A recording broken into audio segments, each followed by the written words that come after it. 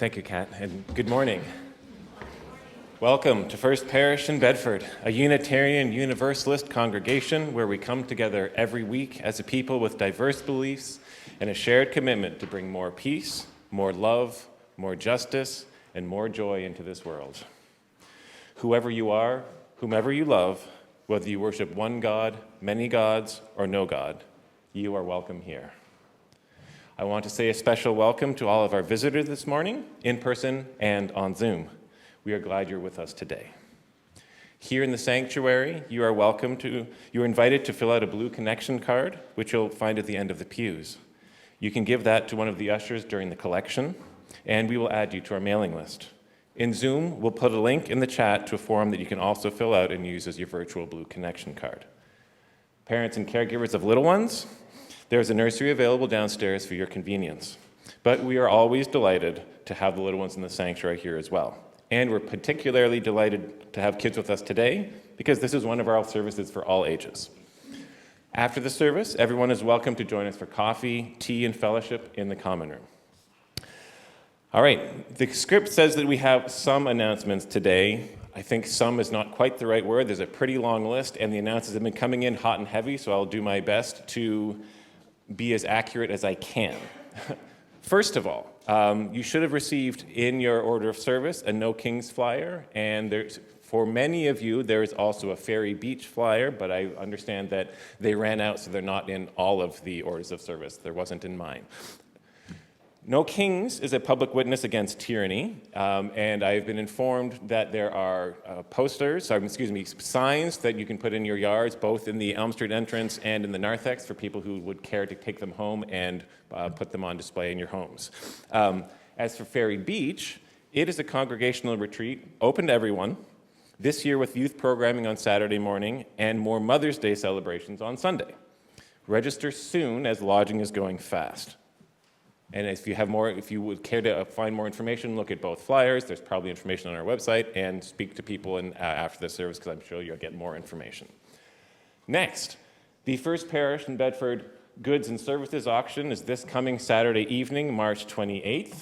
And yes, you can do No Kings in the daytime, and that evening come to First Parish for food, drinks, and lots of bidding on wonderful items, with all proceeds going to your favorite local congregation.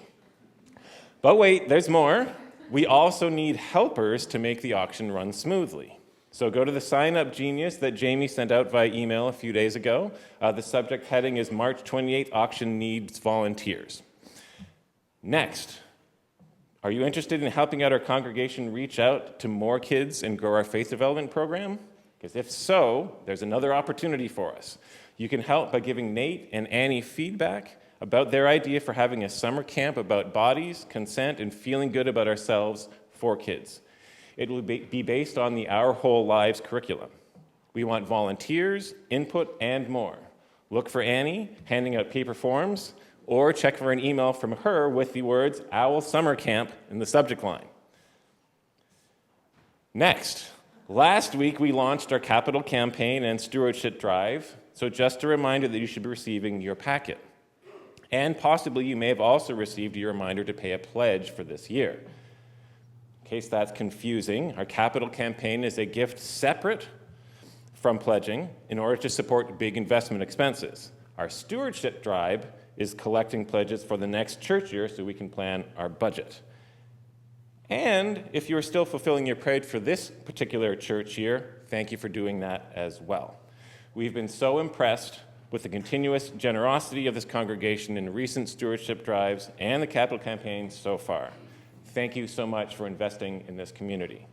And I have one final announcement that came in just before the bell. Maureen Richichi will be hosting the third session of Death Matters, the Death Matters series, focusing on end-of-life care options, and that will be happening today from 11:30 to 1 up in the Bacon Room. All are welcome.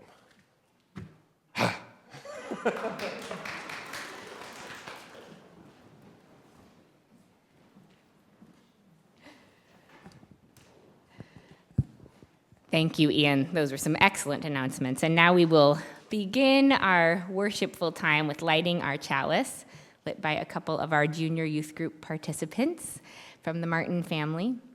We light this chalice in honor of all those who have come before us, who have made our lives possible, and for all the futures that have yet to be created by our actions.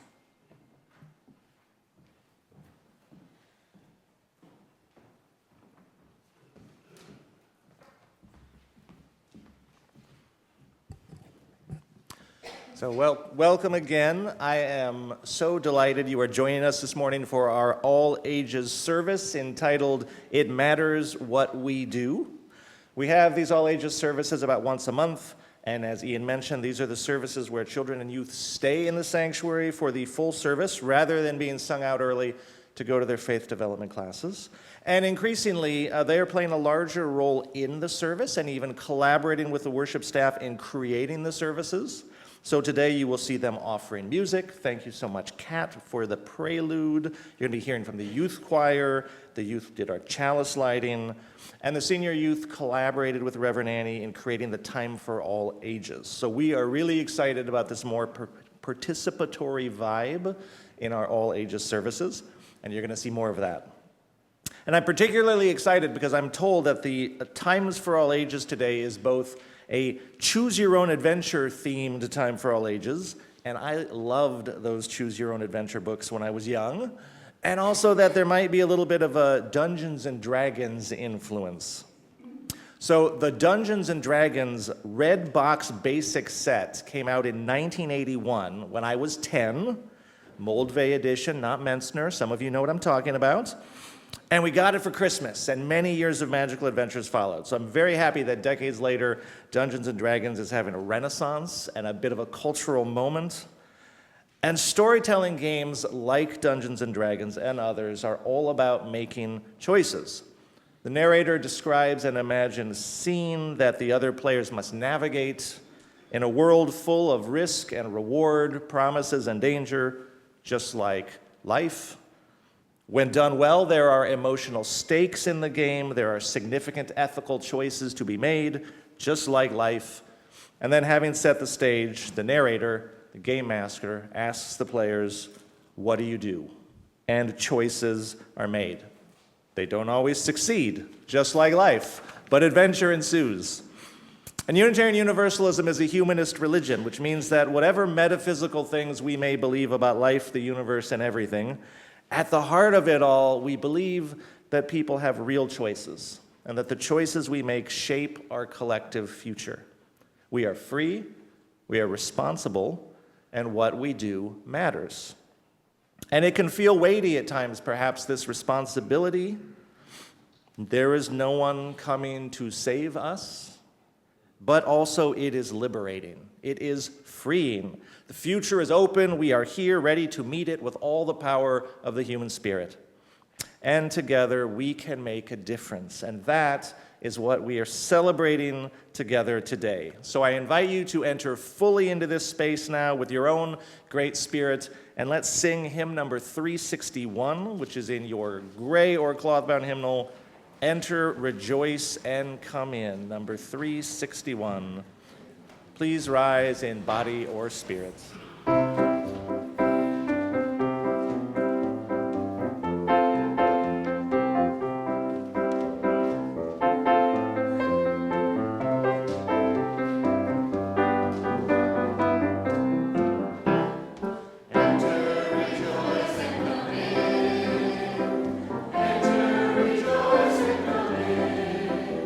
Today will be a joyful day. Enter, rejoice, and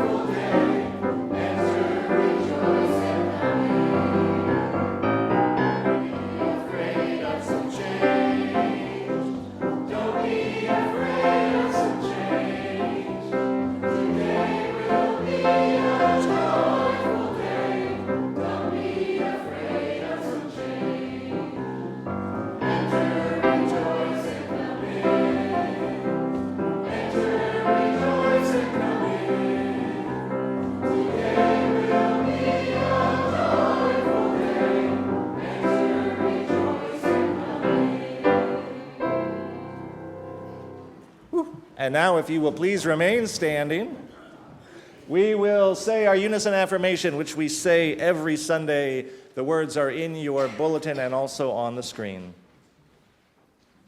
Love is the spirit of this church, and service is its law. This is our great covenant, to dwell together in peace, to seek the truth in love, and to help one another. El amor es el espíritu de esta iglesia, y el servicio es su ley. Este es nuestro gran pacto, vivir juntos en paz, buscar la verdad en espíritu de amor, y ayudarnos los unos a los otros. Please be seated. Good morning, everyone. We are doing a choose your own adventure thing for the kids today, and it will be based on our theme today, Our Choices Matter, and it will be on a story of how you want to have lunch with friends or not. We do need some volunteers, so if anyone wants to come, some youth perhaps, would like to come and do this choose your own adventure. We could do it multiple times if we want to, so if more than one person could show up. Yeah.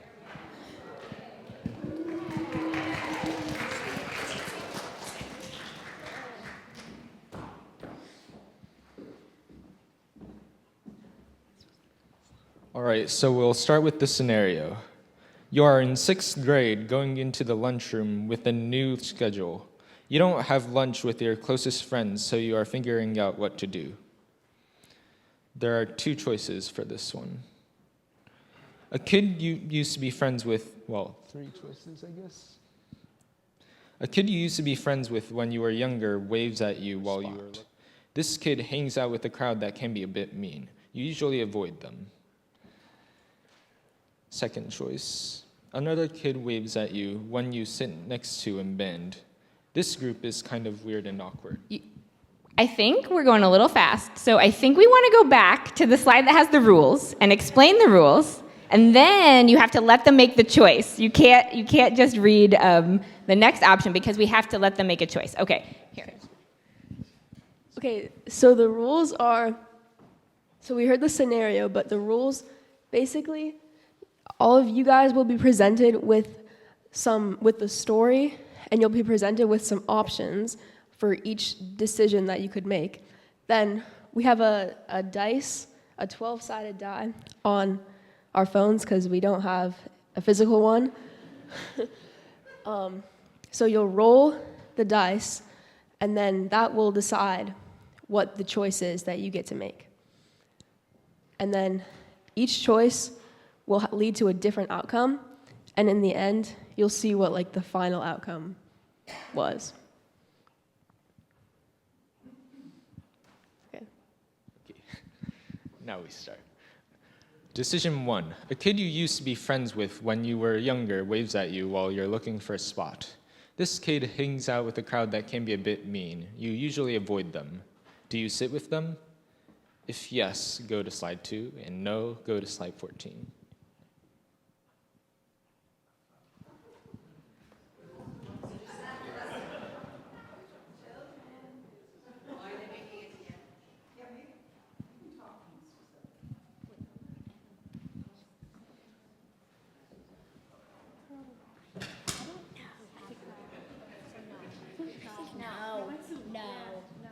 Okay, their choice was no, so please go to slide 14.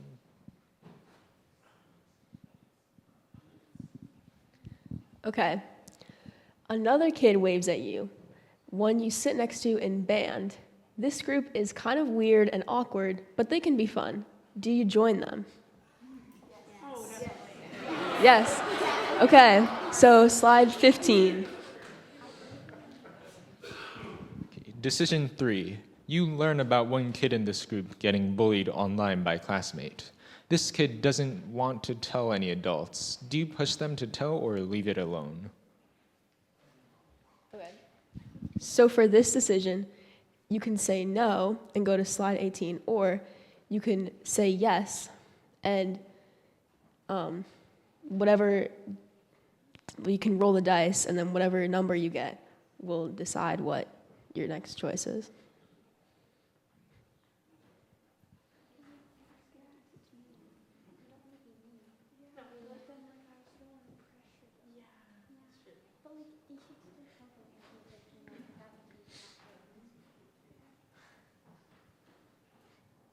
Do you have a final decision? Yes? So, okay, someone want to roll this dice? Just press roll. What? Just press the button, actually. It's kind of weird. 11. Okay, 7 or higher, so we go to slide 16. Final outcome. You convince the kid to tell a trusted teacher and go with them to tell. The teacher takes it seriously and listens to concerns. The bully's parents are informed and the online bullying stops. You stay friends with this kid who turns out to be a lot of fun.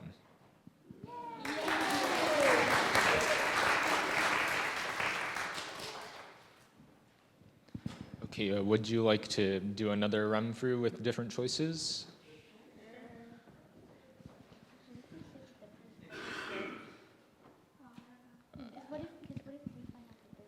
Okay, so we're back at the start again.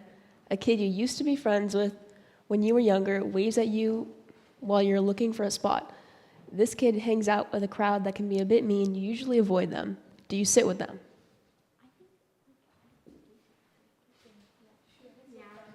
Yes? Okay, so slide 2.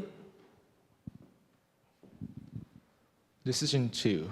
One of the kids in the group says something mean about a teacher you like. Do you say something back? If yes, you roll the 12-sided die again, and if you get a 6 or higher, slide 3, 5 or lower, slide 6.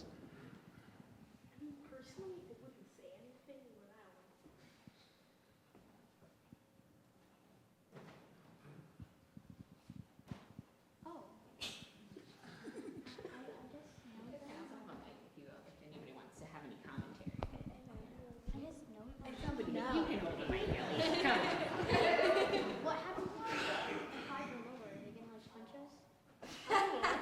Probably. I guess no then. I don't No. So please go to slide 10.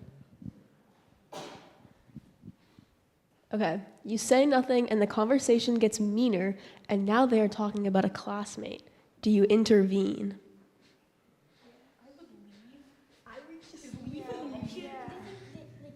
Now it's like way more like you're gonna get a bad option. So do you want to take the risk of saying yes and rolling the dice, or say no? Yes? I rolled the dice. All right, let's roll this dice. Okay. Just press the button that says roll.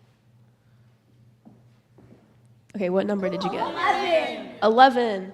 So that's higher than 8. So go to slide 11, please. Final outcome. The original kid says, "Oh, I didn't know you were friends with them, my bad," and changes subject. You stick it out at lunch with them and have a positive impact on the group, changing the culture to be less mean.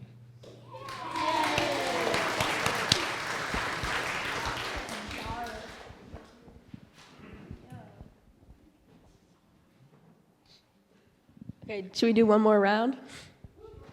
Yeah, okay. Back to the start. Okay, I think we know how this goes now. A kid you used to be friends with when you were younger waves at you. So, do you sit with them, yes or no? Okay, no. What if we sit not with them and just not with the kid? Yeah. Just to see what happens. Sure. Okay. No. No? No. Okay, slide 14. Decision 2. Another kid waves at you when you sit next to in band. Do you sit with them?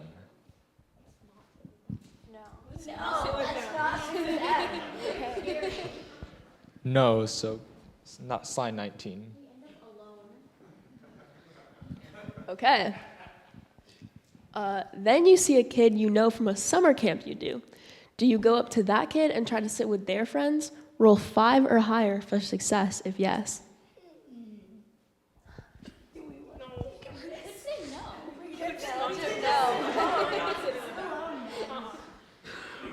No? Okay, slide 22. Okay. Final outcome.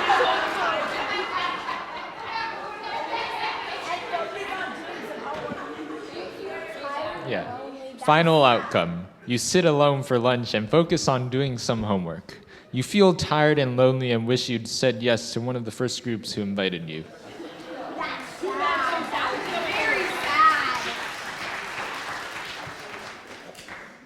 sad. Was it slide 19? It was slide 19. Yeah, okay. Should we We need to roll to see. Yay! 5 or higher. okay, so we do 7, so please go to the next slide.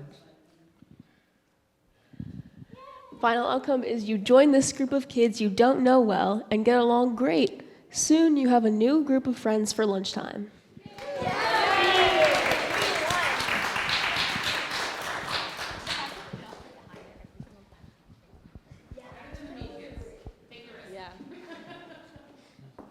We rolled high every time.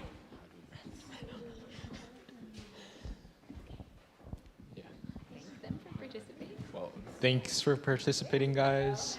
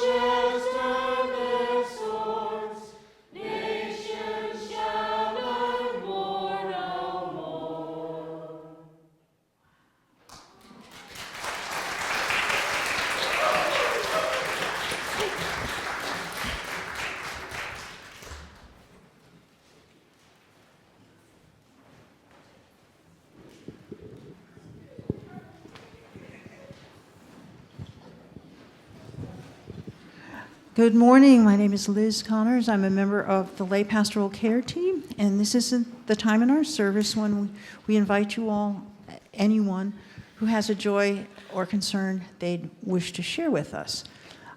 Please speak into the mic, state your name, and keep your comments brief and personal as possible. Then we'll go to Zoom for anyone who wants to contribute on Zoom. And I will be at the candle stand at the end of the service if anyone wants to light a candle in private.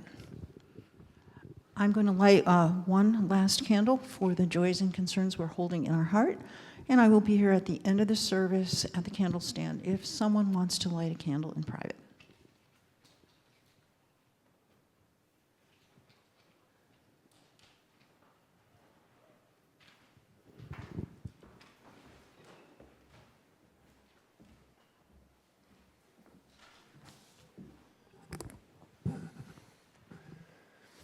We're going to continue the interactive nature of today's service. I'm going to share a few thoughts in groups of threes, and I would love for you all to respond with these words: we are the little things.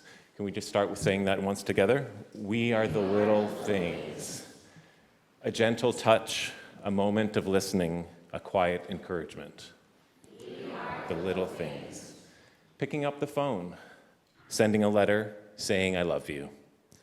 We are the little things. Home-baked cookies, fresh-picked strawberries in an upside-down straw hat, a therapeutic scoop or pint or half-gallon of Bedford Farms ice cream. We are the little things. A world framed by camera lens, a scene brushed on, a voice raised in song. We are the little things. To receive, to give, to share. We are the little things. We are the little things, and the little things matter. The offering will now be gratefully received.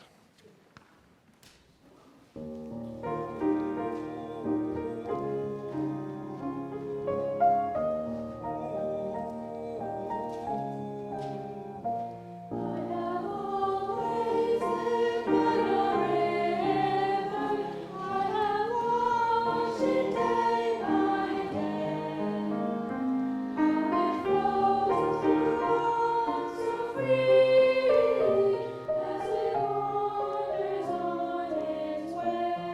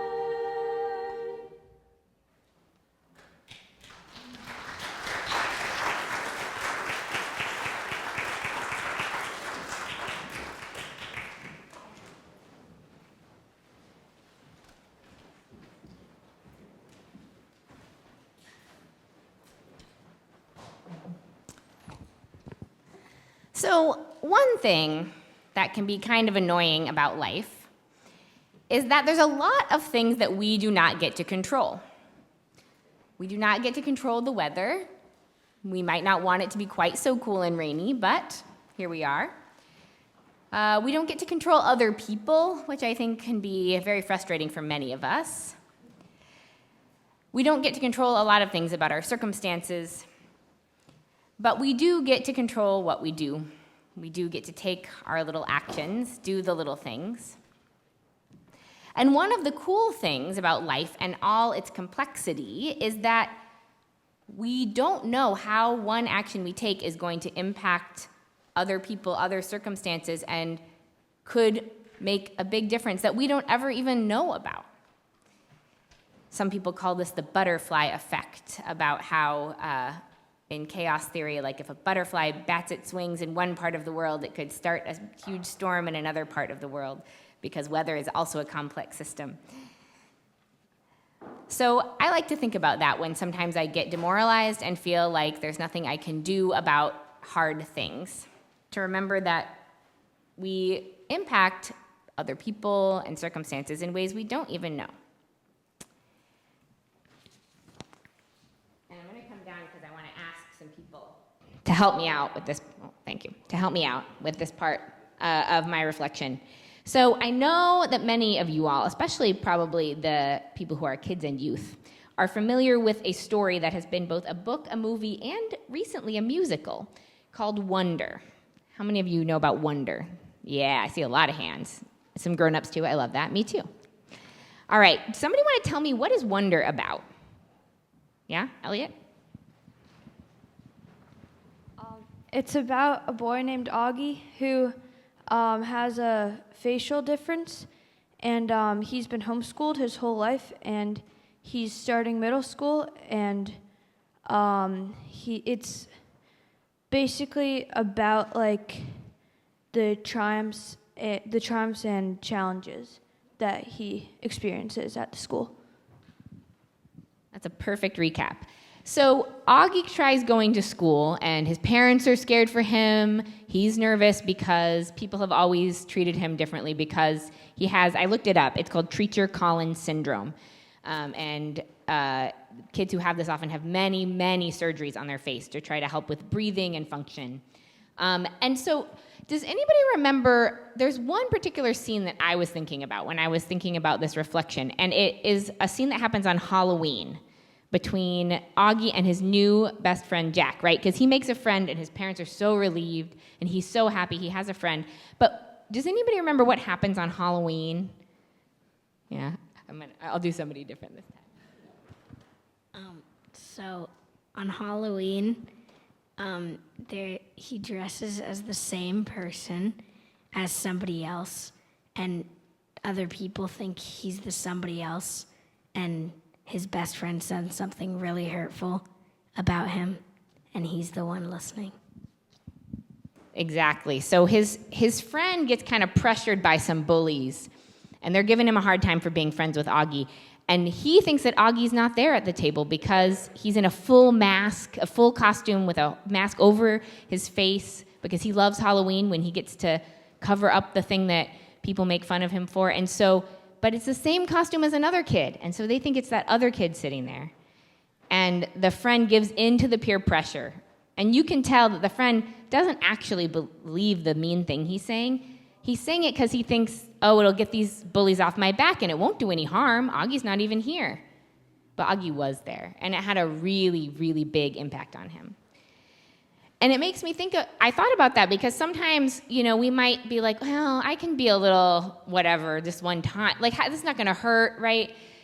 The whole theme of the book and the show is about choosing kind, right? To choose to be kind. And it can be hard because, sometimes I'm cranky. And sometimes I'm irritated, and sometimes I'm tired, and I don't always want to choose kind, and I don't always want to think about what other people might be going through. Sometimes I just want to be sort of annoying. And I'm sure you guys can relate to this. And the thing is, we can't be perfect. We're not going to choose kindness in every single interaction we ever have. That's not possible. We're all human. But we'd never know how big an impact our kindness might be having or how big an impact our lack of kindness might be having. So that's one of the little things that I think we can think about, choosing kindness. And then there's one other one. It was another scene from a different musical that I was thinking about with this one. But it's also from history, so I hope it's not a spoiler because this is real historical events.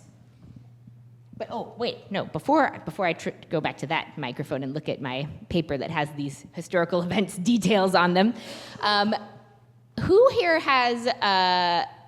knows? Boy, I'm going to start again. Let me try this again. Who here has heard of the musical Suffs or seen the musical Suffs? Okay, and what is the word Suffs standing for? Can anybody shout it out? Suffragists. That's right, suffragist. What is a suffragist? For anybody who doesn't know what a suffragist. Oh yeah, Nina. Let's see what a suffragist is. A person who advocates for women's rights and like the right to vote and stuff like that. That's right. People who were fighting for women's right to vote in the United States and in other countries too. But in this case, we're going to talk about the United States where we're living.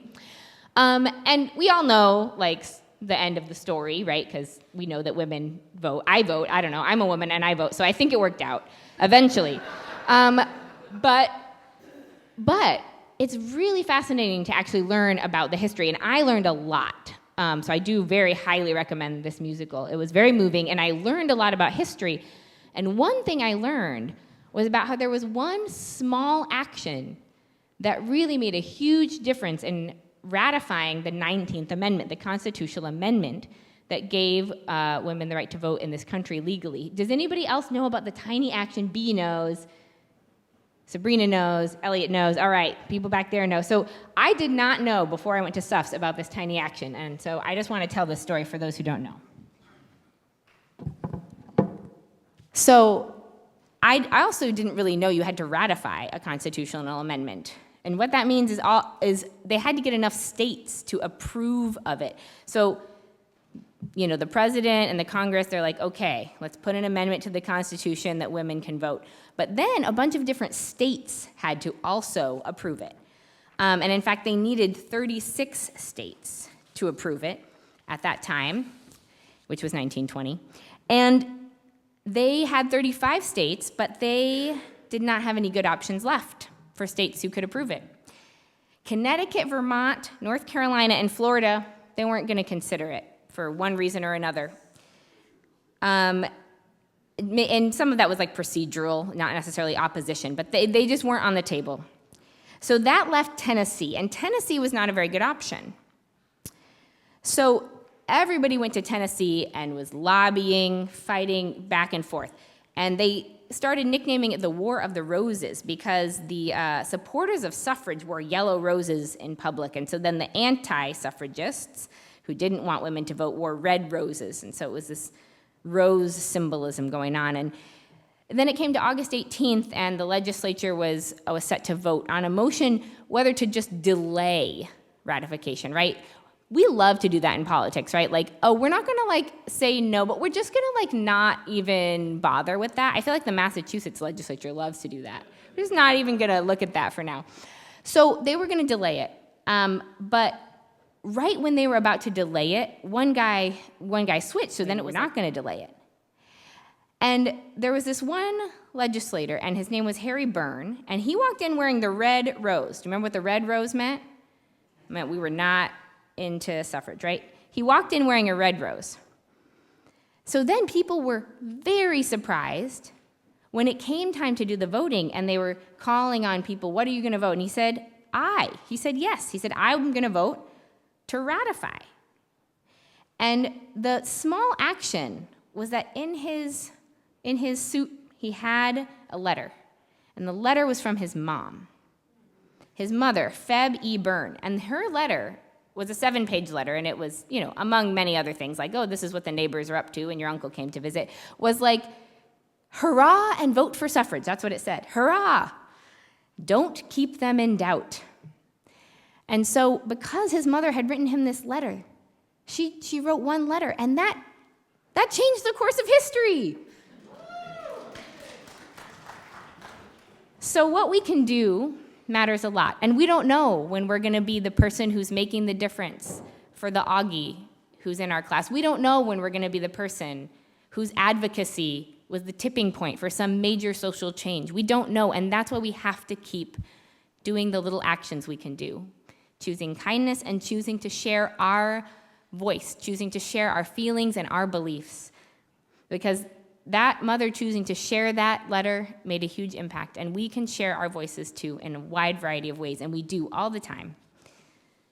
So in this moment, let's recommit to doing those little things, those little kind things, and those little brave things, so that we can continue making our communities and our world better in the face of so much that is hard.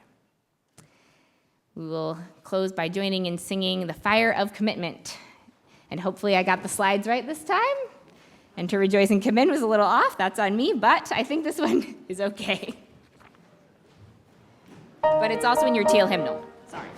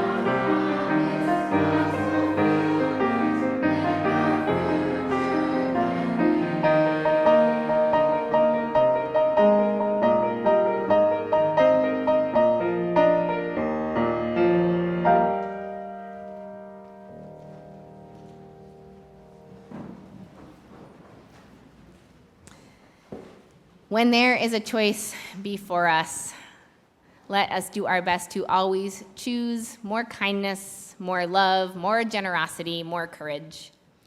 And when it is tricky to decide, know that we have each other. We are not alone. We have community to help us. And I'll close with this piece about another little choice you can make. This was what a youth group I worked with back in seminary used to say at the end. Go in peace, be in peace, and if there's cake, have a piece. will extinguish our flame from our chalice, but not the light of truth, the warmth of community, or the fire of commitment that we carry in our hearts until we are together again.